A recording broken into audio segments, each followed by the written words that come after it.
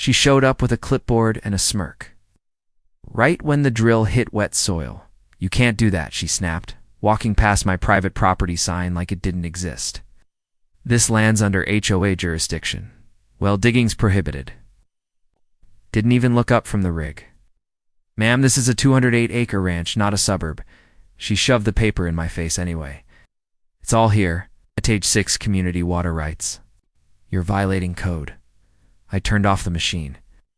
Not because I was scared, because I was stunned. I'd bought this land straight out 3 years ago, fenced every inch, paid every tax, and never, not once, signed up for any HOA. What HOA? I asked slowly. She clicked her pen like it gave her power. Greater Drywood Valley Property Association? We voted last month. You're in our zone now. I stared at her. She had no badge, no legal document, just a printed PDF and too much confidence. Then she smiled wider. By the way, if you don't stop immediately, we'll shut your ranch water off by Friday. That's when it clicked. She wasn't talking about my well. She meant their pipeline. The same one that ran under my southern field. The one their cattle depended on. The one they never paid me for. I smiled for the first time. All right, I said calmly, wiping dust from my hands. Let's see how this plays out. I didn't waste time. That same evening, I went down to the south field, unlocked the old irrigation gate, and followed the pipe trail until I reached the main valve junction, buried behind mesquite trees and rusted fencing. It hadn't been touched in years, but it was still mine. Installed by my grandfather back when he leased water rights to local ranchers, including them. I knelt, brushed off the dirt, turned the master valve off. Just like that. 1,500 head of HOA-owned cattle had no water.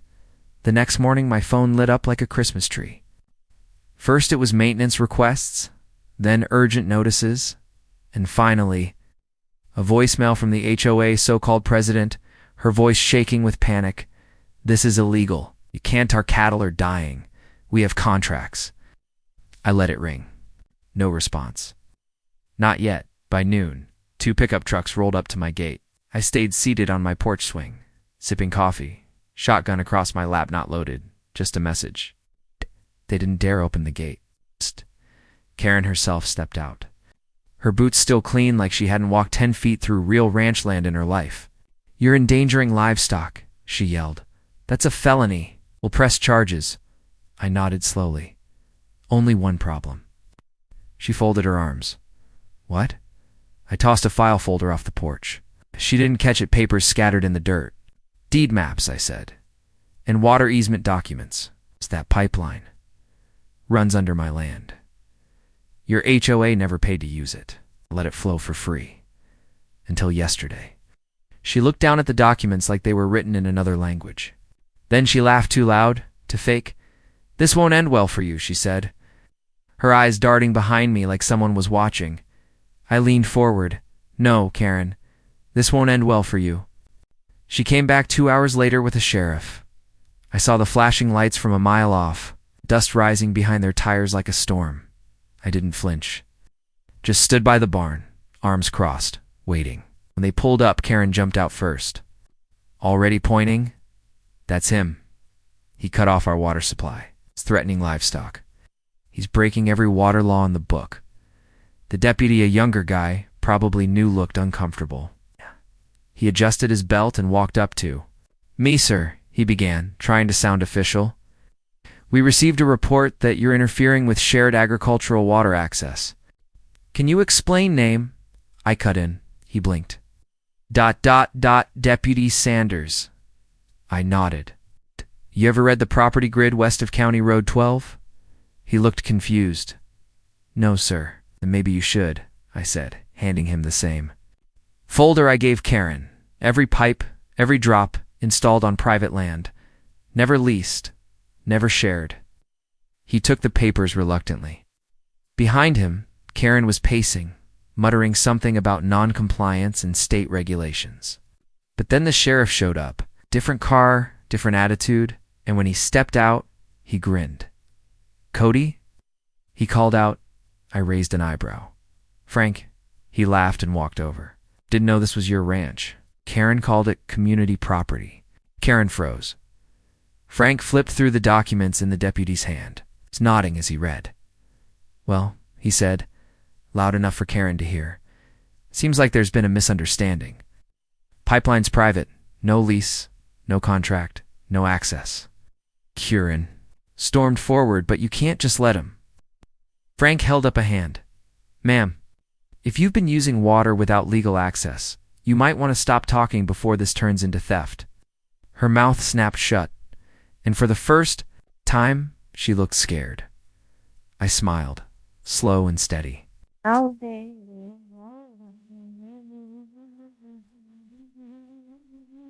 "Told you this wouldn't end well." That night I thought it was over, but Karen wasn't the type to go down quiet. Just past midnight, the dogs started barking like hell. I grabbed my flashlight and rifle and headed out, heart pounding. Out by the southern field right where the Valvoy's eye spotted movement. 2 men crouched near the pipeline. They didn't see me at first.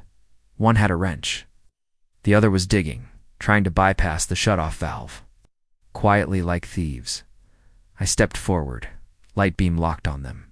"Wrong ranch, boys." They jumped like they'd seen a ghost. One dropped the wrench, the other took off running. The brave one, big guy, maybe 250 pounds, stood his ground. "You can't cut us off," he said. "We have rights." I tilted my head. "Do you?" I pointed at the sign posted 10 feet from them. "No trespassing. Video surveillance active." Followed my eyes and I watched the color drain from his face. "I got 6 cameras on this line," I said. "Everything's recorded. Everything." He opened his mouth to speak, but I cut him off. "Tell Karen to send lawyers next time, not amateurs." He backed away slowly, then ran by dawn. I'd already emailed the footage to my attorney. I knew I had filed trespassing charges. And by sunset, Karen's HOA board was blowing up on social media. One of their own members had leaked the video. It was already spreading like wildfire. "HOA caught stealing water from veteran ranch owner." Headline hit like a hammer. And suddenly, I wasn't the one on the defense anymore. The next morning, news trucks showed up before sunrise. 2 vans, a drone buzzing overhead, and a reporter in a bright red blazer standing right outside my front gate, rehearsing her lines. I didn't even call them someone from inside the HOA. Must have leaked it all, and now it was national. I walked out with my coffee, same boots, same dusty hat, just like any other day. The reporter spotted me and practically sprinted over. "Mr. Cody Marks?" she asked. "Veteran, ranch owner." I nodded. "We've seen the footage. Do you have any comment on the HOA attempting to illegally access your water line?"